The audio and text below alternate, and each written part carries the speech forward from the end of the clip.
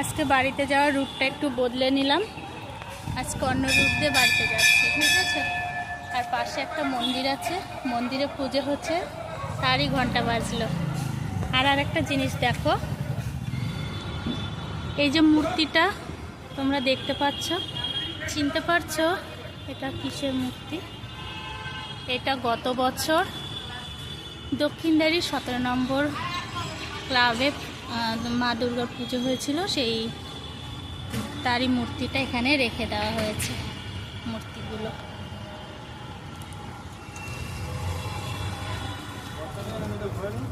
আর এই যে এখানে মন্দিরটা, এই মন্দিরেই পুজো হচ্ছে, তারই ঘন্টা বাজছিল। তো আজকের রুটটা একটু বদলে নিলাম। রোজ যে রাস্তাটা দিয়ে যায় সেই রাস্তাটা দিয়ে আজকে আর যাচ্ছি না।